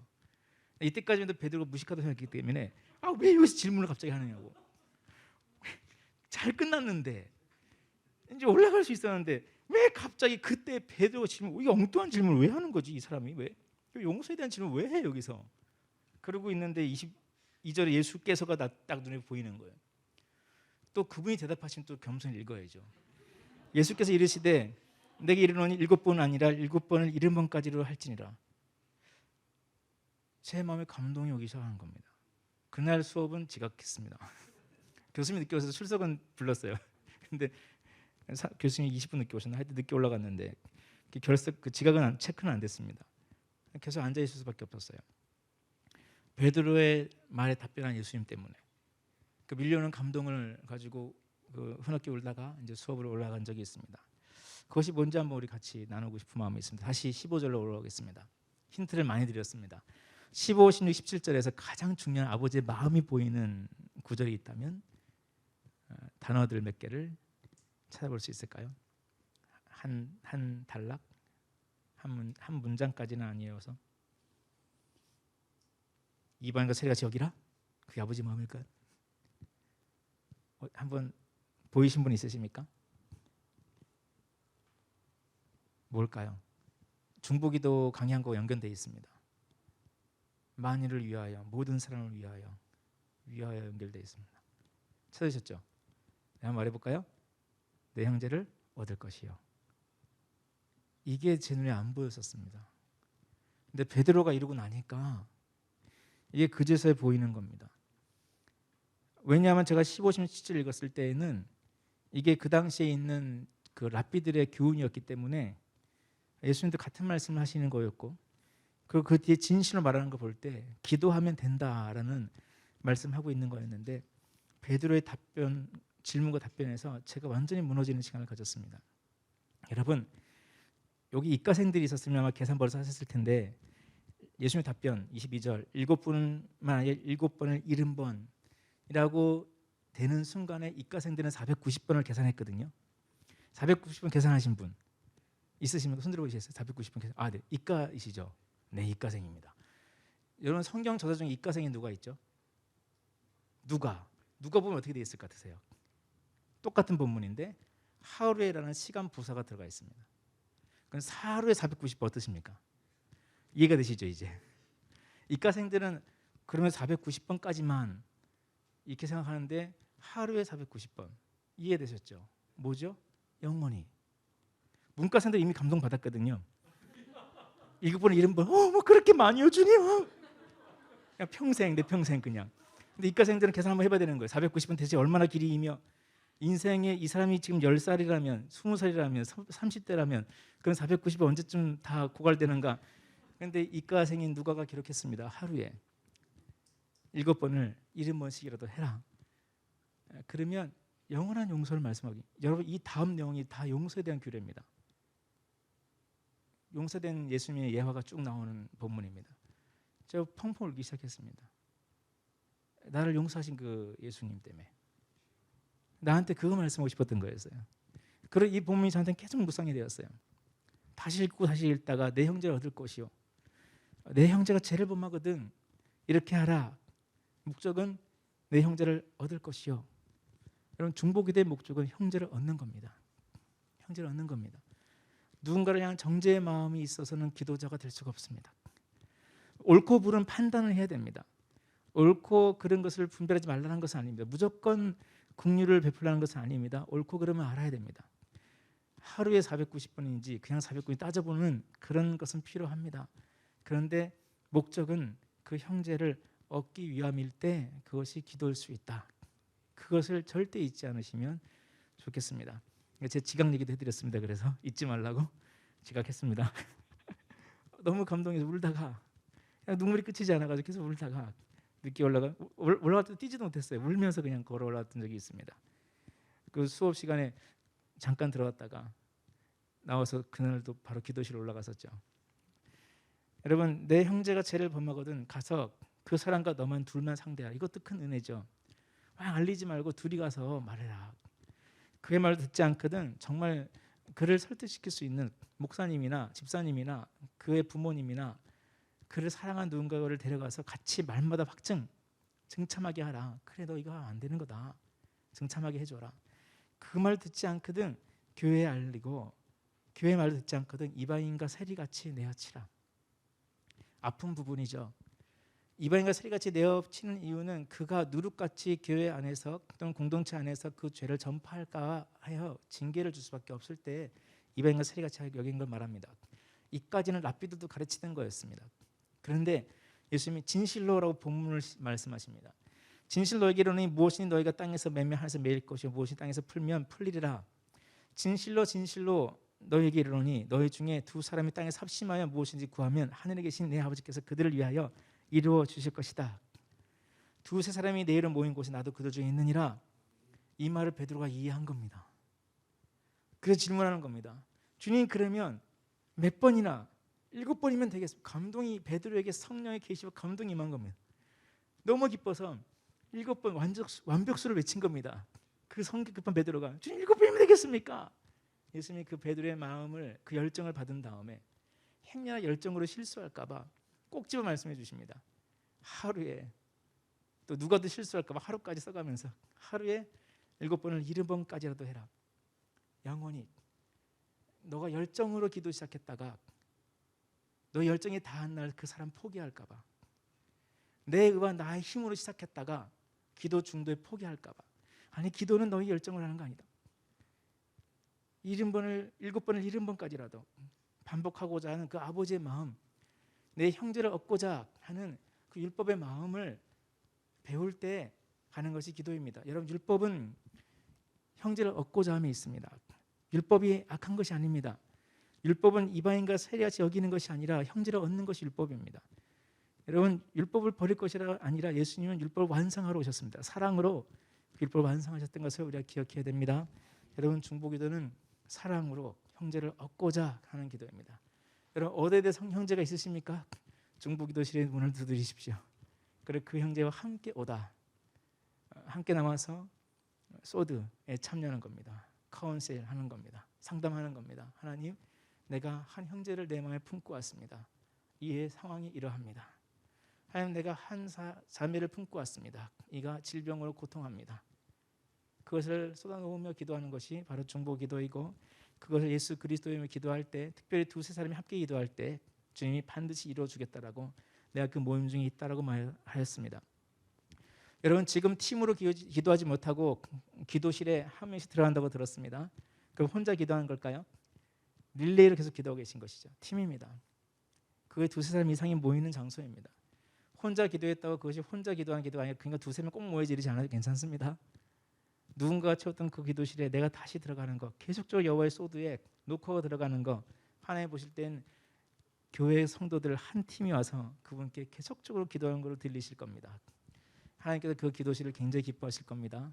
하나님의 기뻐하시는 그곳에서 함께 기도하는 여러분 모습을 생각하면 정말 저도 기쁜 것 같습니다. 저도 카페를 하고 있는데 카페 한 구석에 기도실을 만들려고 그랬다가 저희 카페 밑에 미용실이 들어오셨는데 염색 탈색 이런 미용실이라서 맨날 음악을 그 클럽처럼 틀어놓으세요. 그래갖고 기도실을 철수했습니다. 그래서 그냥 음악과 전쟁을 할까 하다가 이거 영혼 구하고자 기도하려고 세우는 기도실인데 밑에 영혼 포기하면서까지 그럴 건 아니다. 그냥 내가 참자. 그리고 교회 원래 카페에서 예배도 했었는데 예배실도 옮기고 거기서 예배해 본 분들 믿지 않는 사람인데 소음 문제 때문에 서로 마음 상할까 봐. 여러분, 그 예배실을 그냥 옮기는 게 낫지 않을까요? 그 사람에게 구원의 기회가 한 번이라도 더 주어질 수 있다면. 여러분, 우리가 영혼을 얻고자 함으로 아버지의 마음을 가지고 하는 행동이 중요합니다. 그래서 앞에 디모데전서 말할 때는 우리의 삶에 대해서 말하는 겁니다. 질서 있는 삶을 살아라. 단정하게 옷 입어라. 단장하여라. 소박하여라. 폭력을 쓰지 말아라. 분쟁하지 말아라. 거룩한 손을 들고 하나님을 경외함으로 선한 일에 힘써라. 그 선한 일은 하나님이 받으실 만한 일, 모두를 위해 기도하는, 간구하는, 중보기도하는 감사 제사를 드리는 그 일에 힘써라가 디모데전서 2장의 내용이 되겠습니다. 이까지 전체를 훑어보니까 이제 기도에 대한 마음 충분히 이해되시죠? 성경에서 중보기도를 어떻게 콜링하고 있는지 여러분이 그런 콜링을 받아주셔서 정말 감사합니다. 제 마음대로 결정했네요. 하나님의 마음을 찾기는 그 비어있는 것 내 형제를 얻기 위함이라는 것이었고 공동체의 특정 행위가 무엇인가 했더니 기도인데요. 근데 특별한 기도죠. 18절의 내용이 도대체 뭘까요? 잘 보세요. 좀 이상한 거 있지 않습니까? 순서가 좀 바뀌었다. 왜 이런 느낌이 들지 않습니까? 이 땅에서 맺는데 하늘에서 맺는다고? 이 뭐지? 하늘에서 매고 땅에서 매는 거겠지.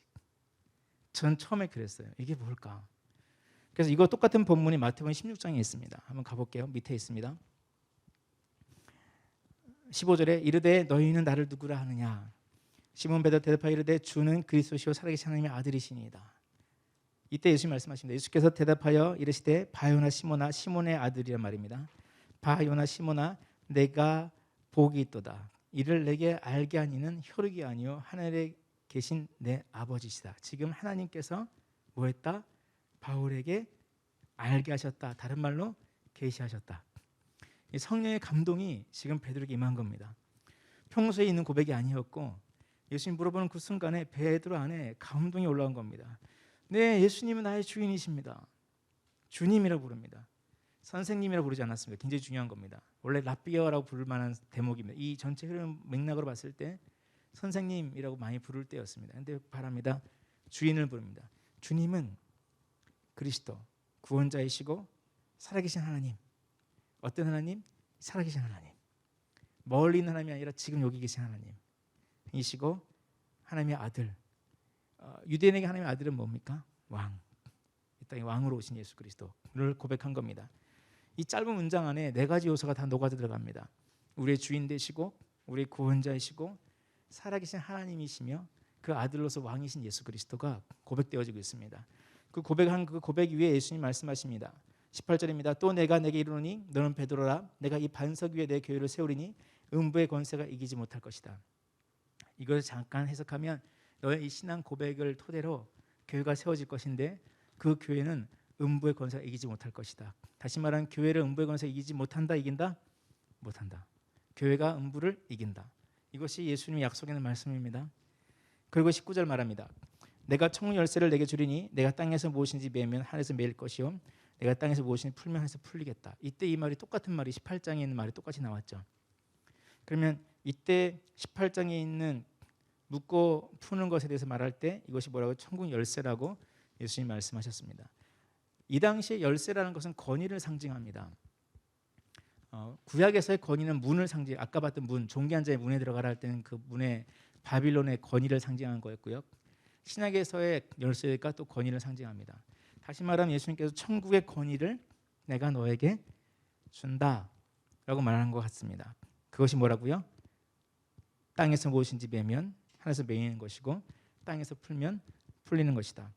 이것이 굉장히 중요한데 우리 요한복음 말씀 볼까요? 밑에 요한복음 1장 12절 영접하는 자 곧 그 이름을 믿는 자들에게는 뭐라고요? 하나님의 자녀가 되는 권세를 주셨으니 예수를 영접하는 자 믿는 자에게 무엇을 줬다고요? 영생을 주었다고요? 영생 아니죠. 구원을 주었다고요? 구원이라고 표현하지 않았죠. 뭐라고 표현했죠? 하나님의 자녀가 되는 권세를 주었다. 이것이 예수 그리스도와 이 땅에 오신 목적 중에 가장 중요한 복음이 이곳에 숨겨져 있는 겁니다. 영접하는 자, 그 이름을 믿는 자에게는 하나님의 자녀가 되는 권세를 주었는데 그 자녀의 권세가 뭔가 하면 바로 베드로의 신앙 고백에 주어지는 이 묻고 푸는 권위, 천국 열쇠를 말한다고 생각하시면 쉽게 이해될 수 있겠습니다. 여러분 집 열쇠 다 있으십니까? 옛날에 뒤에서 이렇게 다 고개를 짜릿짜릿 흔드는 분이 있길래 열쇠 없어요? 그랬더니 저희 집 번호키인데요. 번호는 다 아시죠? 갑자기 집에 구성원 중에 한 분 사람들이 회의를 하여 그 번호를 바꾼 다음에 나한테만 알려주지 않더라. 그러면 이제 나는 그 가족 구성원이 아니 되는 거죠. 그 여러분 천국 열쇠 있으십니까? 하나님의 자녀이기 때문에 천국 열쇠가 있는 거죠. 천국 열 수 있습니다. 다시 말하면 여러분 열쇠 하나 있다고 생각하십시오. 그냥 행위적으로 봅시다. 예수님이 여러분이 예수 그리스도를 나의 주와 그리스도 살아계신 하나님인 것을 나의 왕인 것을 인정하고 영접하였더니 하나님의 자녀가 되는 권세를 주었는데 그것이 천국 열쇠로 주어집니다. 그래서 열쇠를 주었어요. 그 열쇠 갖고 있어요. 그럼 열쇠를 뭐 하면 됩니까? 열면 되죠. 그러니까 내가 땅에서 열면 하늘에서 능력이 쏟아지는 겁니다. 내가 땅에서 풀면 하늘의 능력이 쏟아지는 겁니다. 그것이 이 권위를 말합니다. 하나님의 자녀가 됐다는 권위는 바로 예수 그리스도의 이름으로 중보기도할 수 있는 권위가 함께 주어진 것인데, 우리가 이 땅에서 묶는 기도를 하면 하늘에서 묶어주고 푸는 기도를 하면 하늘에서 풀어준다는 겁니다. 여러분 고린도후서 4장 7절에 보면 어떤 말씀이 있는가 하면, 제가 아마 안 찾아놨을 것 같은데요, 고린도후서 4장 7절에 보면 무엇이 있는가 하면, 우리가 질그릇에 이 보배를 가졌으니, 이 보배는 예수 그리스도를 말합니다. 우리가 질그릇 같은 우리 몸에 보배신 예수 그리스도를 가졌으니 이는 심히 큰 능력은 하늘에 있고 하나님께 있고 너희에게 있지 아니함을 알게 하려 하심이니라. 알아야 되는 게 있습니다. 우리 능력 없습니다. 능력 없습니다. 굉장히 안전합니다. 만약 사탄이, 원수가 하나님 나라를 흔들려 그럴 때 권위와 능력을 뺐으면 흔들리겠죠. 능력을 뺏으려고 우리한테 왔어. 근데 능력이 여기 없어요. 어디 있습니까? 하늘에 하나님께 있어요. 빼앗을 수 있습니까? 못 빼앗습니다. 그게 예수 때 십자가의 권능의 비밀입니다. 예수님 십자가 만들어준 건 뭔지 아십니까? 권위만 주셨어요. 능력은 하늘에 있습니다. 여러분 걱정하지 마십시오. 내가 능력이 없는데 원래 없어요. 저 기도할 능력이 없습니다. 원래 없어요. 제가 치유의 능력 없습니다. 원래 없어요. 주신 적이 없어요. 이거 원래 없어요. 그거 다 하늘에 있어요. 그런데 천국 열쇠를 주셨어요. 열으라고. 열면 내려간다고. 그것이 자녀의 권세입니다. 중보기도 쉬워졌죠, 여러분. 여러분 예수님을 구주 영접하셨습니까? 그럼 여러분 천국 열쇠가 주어졌습니다. 그럼 하늘문을 열 수 있겠네요. 여러분의 능력이 주어집니다. 하늘문을 열시면 됩니다. 그 능력이 쏟아지는 겁니다. 원수가 우리의 능력을 마비시키려고 뺏어가려고 왔는데 없어요. 원래부터 없어요. 그래서 사단이 너한테 와서 너 능력 없잖아 그러면 원래 없어. 그러면 돼요. 사단한테 속지 마세요. 너는 기도할 능력 없어. 원래 없어. 원래 없어. 위에 있어. 열쇠 딱. 열쇠 있지. 그럼 그 도망가야 되는 거예요. 열쇠 보여줄 수 있으면 좋겠어요. 근데 보여줄 수 없는 게 있는데 열쇠 있지. 그게 능력입니다. 여러분 선악과 사건이 그겁니다. 선악과 사건이 누구한테 순종할 거냐를 결판짓는 사건이었잖아요. 그것이 원수가 선악과 사건을 만든 이유가 뭔지 아십니까? 이거 볼까요? 창세기 1장 26절. 하나님이 이르시되 우리의 형상을 따라 우리의 모양대로 우리가 사람을 만들고 그들로 바다의 물고기와 하늘의 새와 가축과 온 땅에 기는 모든 것을 뭐하게 하자? 다스리게 하자 하고 뭘 주었을까요? 다스리는 권위를, 위인 권위를 주었을 겁니다. 그럼 사탄이 짧게 말하면 선악과 사건을 만든 이유는 우리를 오염시켜서 더럽게 만들고 죄인 되게 하려는 게 아니라 뭐 하려고 왔다? 우리의 권위를 가져가려고 왔다. 그래서 우리가 그 권위를 가진 자로서 뭐 했다? 아담과 하와가 사단에게 순종했다. 하나님을 배반하고 거역하고 사단에게 순종하여 넘어갔다. 넘어갔더니 내 권위가 어떻게 됐다? 사단에게 복속돼 버렸다. 그게 마태복음 4장에 예수님이 사단의 시험 받으실 때 세 번째 시험에서 뭐라 그럽니까? 나한테 엎드려 경배하면 이거 다 넣어줄게. 굉장히 건방진 소리를 하죠. 그때 화가 났거든요. 예수님 읽다가 성경 잘 모를 때 예수님 이거 대사가 틀렸는데 마귀가 지금 대사를 완전히 이거 틀렸는데 그러면 그때 굶주렸다가 여러분 40일 기도해 보셨어요? 전 3일만 금식해서 죽거든요. 40일 해보셨어요? 그거 40 했다고 이렇게 자랑하는 친구들이 있어요. 그럼 제가 그러죠. 광야에서 해봐. 광야. 내가 그럼 인정할게. 예수님 광야에서 40일 하셨잖아요. 얼마나 힘들어요. 근데 가서 시험할 때 세 번째 시험이 엎드려 경배하면 벗어나면 안 되는구나. 엎드려 경배하면 다 주겠다. 그 말은 뭐예요? 그러면 예수님이 그때 갑자기 하나님으로 변하셔가지고 마귀 멱살 딱 잡고 몇 번 친 다음에 딱 패드기 치시면서 대사 다시 해. 안 그래도 배고파 죽겠는데 다시 해. 시간 없어. 그렇게 했어야 되잖아요. 근데 그 5년 예수님께서 안 그래. 왜? 마귀의 말이 맞아. 여기서 억장이 무너지는 거예요. 마귀 말이 맞네. 성경 보고 다시 보기 시작했어요. 뭐지? 그래. 아담과 하와의 선악과 사건은 에서가 팥죽 한 그릇에 장자권 팔아버린 것 같이 우리에게 있는 권위를 팔아버린 거였구나. 그래서 이 땅이 막있게 된 게 맞구나. 예수님이 교회를 세우시면서 음부의 권세에 이기지 못하겠다는 것을 예수님이 전전 선포하신 거구나. 다시 되찾으시는 거구나. 그게 십자가구나. 이해됐을 때 민망하기도 하고 감사하기도 하고. 여러분, 마귀가 선악과 사건을 가지고 온 것은 그냥 단순히 너희들을 죄인 만들고 싶어 나랑 같이 지옥 가자 이게 아니라 우리에게 주어진, 한 번 주어지고 취소 안 하시거든. 하나님은 회전하는 그림자가 없으신 분이세요. 그 권위를 빼앗아가 버린 겁니다. 예수님 다시 오신 건 뭡니까? 그 권위를 되찾는 겁니다. 그래서 뭐라고 기록했습니까? 영접하는 자, 그 아들 믿는 자에게 하나님의 자녀가 되는 권세를 주셨다. 다시 아담과 하와, 다시 하나님의 자녀, 다시 권세를 가지고 다시 이 땅을 다스려라. 뭐로? 교회로서. 교회가 함께 모여 중보기도 한다는 것은 굉장히 큰 것입니다. 예수 그리스도의 십자가의 구원의 계획의 가장 핵심적인 요소입니다. 예수님 베드로에게 말씀하십니다. 내가 그 주는 그리스도시요 살아계신 하나님의 아들임을 고백한 그 고백 위에 천국 열쇠를 개인에게 주시기 전에 교회를 세운다 말하고, 음부의 권세 이기지 못할 것이다. 그리고 너희 모두에게, 이 신앙 고백한 모두에게 뭐가 있다? 천국 열쇠가 있다. 마태복음 16장을 유대인들은 해석할 때 랍비의 권세, 천주교는 교황의 권세로 말합니다. 근데 마태복음 18장을 보니까 이거 뭐예요? 모든 성도죠. 모든 성도가 이 권위를 쓰고 있습니다. 여러분, 우리 예수님을 믿는 모든 성도는 이 권위를 갖습니다. 천국 열쇠입니다. 우리는 하나님의 자녀로서의 권세를 가졌습니다. 여러분, 우리의 기도에는 권위가 있습니다. 이제 이것이 이제 3번의 주제가 당신의 기도에는 영적 권위가 있습니까? 라는 제목이었습니다. 여러분, 여러분의 기도에는 영적인 권위가 있습니다. 여러분, 하나님의 자녀이기 때문에 그렇습니다. 여러분, 권위를 가지고 하는 중보기도가 능력이 있는 겁니다. 우리가 기도할 때 하늘이 열리고 땅에 있는 것들이 풀어지고 하나님의 뜻이 이 땅에 이루어집니다. 주기도문에서 말했던 것처럼 하늘의 뜻이 이 땅에 이루어지게 하는 것이 바로 중보의 기도들이 되겠습니다. 혹시 이까지에서 혹시 질문 있으실까요? 질문 있으면 질문에 대한 답변을 드리는 걸 강의를 마무리하면 될 것 같고요. 뒤에 내용들은 그냥 읽어보셔도 다 될 수 있는, 제가 이미 한 번씩 다 다룬 내용들입니다. 4페이지만 제가 조금만 해드리면 될 것 같아요. 혹시 질문 있을까요? 중보기도 평소에 하다가 아니면 여러 가지 생각하다가 질문 있었으면 잠깐 답변해 드리고 싶은 마음이 있습니다. 없으세요? 네. 그러면 강의가 너무 좋아가지고, 그러면 이왕 시간 좀 남은 거 5분만 더 해보죠. 여러분 40분이도 괜찮으시겠습니까? 45분. 네. 혹시 집에 빨리 가셔야 되는 분 먼저 나가주셔도 제가 마음 편히 제가 여러 명을 먼저 집에 보내는 사람이어서, 제가 원래 길게 하기 유명해가지고요. 많이 빠른데도 길어요. 이거 어떻게 하면 좋습니까? 4페이지 보면 그 영적 권위의 영역, 그러면 우리의 갖고 있는 영적인 권위는 어디까지 미치는가? 예수 그리스도의 이름으로 중보기도하는 거니까 예수 그리스도의 권위까지 미치겠죠. 볼까요? 예수님이 어떻게 주시는지.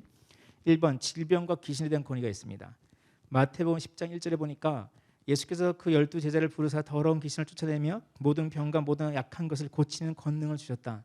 우리 어떤 권위가 있다? 모든 병을 고칠 수 있는 권위가 있다. 모든 약한 것을 고칠 수 있는 권위가 있다. 귀신을 쫓을 수 있는 권위가 있다. 귀신아 물러가라 라고 소리 크게 안 질러도 그냥 예수님을 명명한다. 그때 여러분 생각은 뭐예요? 나한테 천국 열쇠 있다. 떠나가라. 그러면 걔는 떠나가야 돼요. 우리는 말만 하면, 예수님으로 말하면 하늘이 열리고 능력이 내려오는 겁니다. 그 빛이 임하겠죠. 그 하나님의 권능이 임하겠죠. 귀신은 떠나갈 수밖에 없는 겁니다. 치유를 기도할 때 이제 여러분이 권위라고 기도하십시오. 하나님, 예수님이 12제자에게 또 70명의 제자에게 모든 성도에게 주신 권위로 내가 기도합니다. 하나님, 이 질병을 치유해 주십시오. 라고 기도하셔야 됩니다. 그리고 이번에 보니까 사탄의 모든 능력에 대한 권위를 갖습니다. 누가복음 보니까 내가 너에게 뱀과 정갈을 밟으며 원수의 모든 능력을 제어할 권능을 주었으니 너희를 해칠 자가 결코 없으리라. 여러분, 우리를 해칠 자가 없습니다. 원수의 능력 또한 제어할 권능을 주셨다고 말합니다. 권위를 주셨고 우리가 기도할 때 능력이 내려옵니다. 그래서 여러분, 믿는 믿음으로 기도하시기 바랍니다. 질병을 위해서 기도하시고 또 사단의 세력을 결박하는 기도를 하시기 바랍니다. 그럼 무엇을 묻고 풀 것인가? 묻는 겁니다. 사단과 사탄의 세력을 묶으십시오. 예수 그리스도 명 안에 사탄아 묶일지어다. 묶으십시오. 귀신들과 악한 영들을 묶으십시오. 사단아 귀신들과 악한 영들을 묶일지어다. 제가 한번 예화를 하나 드리면, 제가 아는 권사님 한 분이 절간 옆으로 이사 갔어요. 그 따님도 제가 잘 압니다. 지방에 계신데 딸이 저한테 놀래서 왔어요. 아니, 엄마가 귀신을 보고 동생을 귀신이 만졌다는 겁니다. 어떻게 이런 일이 일어날 수 있냐고. 그래서 상황을 들어보니까 권사님이 이사를 갔는데 뭐가 훅 지나다니더래요. 절간 옆인데. 아니 절간 옆에 이사도 그런가 봐. 그리고 지나갔대요. 그랬더니 아들이 운동선수예요. 귀신이 자꾸 말을 걸고 발을 땡기더래요. 짜증이 나더래요. 얘는 너무 담력이 커가지고 귀신이 나타나서 자기 발 땡기는데 짜증만 해요. 아우 짜증나 이런 애였어요. 어떻게 우리 집에 이런 일이 합니까? 이사를 가야 됩니까? 그러길래 그럼 가서 쭉 얘기를 들어보니까 가서 하실 일이 하나 있습니다. 뭘 해야 되느냐? 가서 사단아 물러가라 백날 해도 소용없습니다. 먼저 회개하십시오. 뭐냐 하면 권사님 회개할 것, 귀신을 보고도 가만둔 거. 그 말은 뭡니까? 내 집에 같이 살자. 침입했으면 내보내야죠. 뭐가 실수인지 알겠습니까? 그래서 권사님이 자신의 권위라고 기도했습니다. 하나님, 내가 나의 권위를 가지고 귀신을 나가라 말하지 않고 보고도 가만둔 것을 회개합니다. 그리고 기도했습니다. 예수님 이름 명하니 귀신은 떠나가라. 그 아들도 귀신이 나를 만지는 것을 반복했을 때 짜증내고 만 것을 회개합니다. 담력도 크죠. 내가 예수님 명명한다. 귀신은 나를 떠나라. 그리고 같이 예배드렸어요. 그 다음 날부터 귀신 나타남은 없었더라. 여러분, 우리에게 권위가 있습니다. 귀신을 결박합니다. 전략입니다. 목소리 크게 귀신아 물러가라 하는 거는 구타는 거 비슷한 그거 할 필요 없습니다. 그렇게 할 게 아니라 전략을 가지고 합니다. 에베소 6장에 보면 영적인 강의할 때 하는 거긴 하지만 필요할 것 같아서 말씀드립니다. 에베소 6장에 보면 원수의 간사한 계, 관계와 싸우라 그랬습니다. 그럼 우리도 전략적인 싸움을 싸웁니다. 우리는 권위가 있습니다. 전략으로 싸우는 겁니다. 먼저 무엇이 불순종이 들어오게 했는가, 무엇이 죄의 틈이 되었는가를 회개하고 그리고 예수님의 이름을 사용하는 겁니다. 여러분, 우리는 거룩한 손을 들고 주 앞에 나가는 헌신을 하고 또 거룩하게 구별된 자들로 기도하게 됩니다. 우리가 기도할 때 한 가지 할 것이 있다면 우리의 믿음을 증가시키는 것과 함께 우리가 회개함으로 권위를 쓸 수 있는 준비가 늘 되어 있는 것입니다. 그것이 우리에게 필요하겠습니다. 기도 사이클은 여러분 5번은 여러분 한번 읽어보시면 될 것 같습니다. 그 무엇을 묻고 풀지도 여러분이 잠깐 읽어보시면 이렇게 기도하면 되겠구나라는 것이 잡힐 겁니다. 기도의 사이클은 간단합니다. 그냥 내가 어떻게 기도를 시작하고 어떻게 순종하고 어떻게 믿음이 성장하는지에 대한 부분인데 이것도 잠깐 다뤄볼까요? 여러분, 기도를 시작할 때 하나님이 있어서 시작되는 것이 제일 좋습니다. 내 기도 제목을 잔뜩 갖고 들어가겠죠. 근데 기도하다 보면 기도 제목이 바뀔 때가 있잖아요. 그러니까 하나님이 다시 시작하게 하시는 겁니다. 내가 시작했던 것을 하나님의 시작을 바꿀 수 있도록 여러분이 기도를 시작하실 때 언제든지 이 기도 제목을 주님이 바꾸신다면 따라가겠다는 마음을 가지고 기도를 하시면 좋겠습니다. 그리고 필요를 보는 시점이 있습니다. 하나님의 주시는 기도 제목으로 내 기준이 바뀌는 겁니다. 물론 우리가 함께 뽑는 기도 제목 기도할 때 제목으로 기도하는 것도 충분합니다. 근데 개인적으로 기도할 때 기도 제목이 바뀔 때가 있습니다. 그럴 때 하나님의 필요를 보여주시는 시점입니다. 그러다 보면 믿음이 주어질 때가 있고 응답이 있을 때가 있습니다. 한 번은 제가 말라리아 걸린 전도행 갔다 온 학생을 위해 기도할 때였습니다. 팀이 함께 기도하기로 했었고 다른 일정을 미루고 기도하기 시작했는데요. 그 자매 이름 불러가면서 기도합니다. 왜냐하면 마지막 날 밤이라 그랬습니다. 믿지 않는 부모를 가지고 있었고 해외에 전도행 갔다 왔는데 말라리아에 걸렸는데 사지가 마비되었고 이제 눈동자랑 한쪽 뇌만 좀 살아있는 상태인데 오늘 밤에 다 마비가 될 것 같다. 내일 새벽에 아마 하늘나라 갈 것 같다라는 통보를 받았습니다. 어떻게 할 수 있는 의학적으로 할 수 있는 방법이 없다. 늦었다라는 거였습니다. 그래서 기도를 저희가 11시쯤 기도했던 것 같아요. 10시 반. 기도하는데 제가 무슨 기도하고 있었는가 하면 하나님, 이 일 때문에 상심한 부모님 마음 만져주세요. 그들이 예수를 믿게 되면 좋겠습니다. 또 속마음으로는 이것 때문에 선교의 길이 막히지 않기를 원합니다. 이런 기도로 아주 못났죠. 그런 기도만 하고 있는 저를 딱 발견했습니다. 주님이 재영아 뭐하냐 하는 것 같았어요, 마음에. 근데 솔직히 제가 살려달라고 말할 믿음이 없었습니다. 이미 사형 선고를 받았으니까. 주님, 제가 쓸데없는 기도를 하고 있었네요. 그래서 제가 작은 소리로 하나님 죄송합니다. 내가 믿음이 없었습니다. 살려주세요. 그랬어요. 근데 내가 살려주세요 한마디 하는 순간에 울음이 푹 퍼져오르는 거예요. 살려주세요. 계속 살려주세요. 한 10분을 살려주세요 한 것 같아요. 중원본이 아니라 할 때마다 깊어지는 겁니다. 살려주세요. 진짜 간절해지는 겁니다. 살려주세요. 제가 그러면 옆에 있는 살려달라고 시작합니다. 12명이 앉아있었는데 전부 다 살려달라고 울기 시작했습니다. 막 살려달라고 울다가 갑자기 살아난 것 같아요. 기분이. 느낌이 너무 확신이 왔어요. 그래서 살았으면 믿습니다 라고 막 소리를 지르고 애들도 다 그러고 거의 광신도의 밤을 보냈습니다. 근데 여기서 자매가 안 살아나면 우리는 광신도입니다. 살아났습니다. 근데 저희만 그런 것이 아니라 마치 체인 기도처럼 다들 그 부름을 받은 거예요. 갑자기 뭐 하다 말고 오늘 기도하고 싶어서 모이고, 전도인 팀들도 보고서 쓰는 중이었는데 보고서 쓰는 팀들이 다 같이 저녁 때부터 새벽 끝까지 다 체인 기도가 됐더라고요. 약속도 안 했는데 나중에 알다 보니까 우리 기도했어서 우리 기도하다 보니까 너 몇 시에 했니? 몇 시에 하다 보니까 또 어디서 했냐? 어디서 했다. 간사들이 모여서 얘기를 하는데 체인 기도가 된 거예요. 자매가 살아났어요. 놀라운 역사였습니다. 그때 우리는 기도 제목을 잘못 잡았죠. 믿음이 없으니까 사변적인 기도를 하고 있었는데 주님께서 그 기도를 시작은 주님이 하셨어요. 진짜 기도할 마음이 자꾸 주어져서 야 우리 이거 하지 말고 기도하자. 기도하고 싶다. 근데 다른 이들도 기도하자. 그래가지고 함께 기도했었습니다. 누구의 시작이었습니까? 하나님이 감동을 시작한 거였습니다. 여러분 그 하나님의 시작을 뒤로 미루지 마십시오. 순종하는 게 중요합니다. 그리고 시작되었을 때 우리는 필요를 잘못 찾고 있었어요. 네, 성령께서 가르쳐 주셨습니다. 살려달라고 구하라고. 살려달라고 기도하기 시작했습니다. 살려달라고 기도하라는 그 말씀에 순종을 기도하다 보니까 믿음이 확신이 주어지기 시작했습니다. 이게 포인트 오브 페이스, 믿음을 지난 시점을 온 겁니다. 믿음이 확신이 생겼습니다. 선포했습니다. 거의 뭐 저는 만약 이거 선포했는데 그 자매님이 안 살아났으면 간사 그만둬야 되는 상황이었을 겁니다. 살아났다고. 믿음을 선포했어요. 살아났다고. 하나님이 하셨다고 선포했습니다. 그리고 그 다음 날 저녁이 돼서야 그 자매가 완전 회복된 얘기를 보고를 받게 됩니다. 저녁 한 7시쯤 받게 됩니다. 5시쯤에는 그 자매가 치유되고 있다는 얘기를 듣게 됐고요. 여러분 그런 믿음의 사이클이 있습니다. 중보기도 하면 이 사이클을 지나게 됩니다. 처음에는 이 시작이 미약할지 모르겠지만 반복하다 보면 처음에는 시작이 되고 하나님에 대한 필요를 보게 되고 믿음이 생기고 응답을 받고, 그럼 다시 한번 더 높은 차원의 기도를 시작하고 다시 필요를 보고 믿음이 생기고 응답이 받고. 믿음이 없어도 기도를 시작하십시오. 믿음이 충만하고 능력이 충만한 기도 아닙니다. 우리 원래 능력 없습니다. 권위가 있습니다. 근데 믿음 처음부터 좋지 않습니다. 하다 보면 주님에 의해서 믿음이 강화될 겁니다. 나의 기도가 하나님의 필요와 일치할 때, 그 믿음이 성령으로부터 주어질 때 우리는 정말 온전한 기도를 하게 될 겁니다. 우리는 그래서 겸손히 기도해야 됩니다. 우리가 하는 거 아닙니다. 하나님에 의해서 하는 기도가 중보기도입니다. 성령께서 이끄시도록 그렇게 기도의 자리에 우리를 내어드리기 바라고, 형제를 얻고자 하는 기도의 마음으로 기도하시면 되겠습니다. 그럼 영적 권위를 시행할 준비를 하십시오. 그리고 마지막에 11번에 있는 다윗의 기도를 좀 보시면 좋을 겁니다.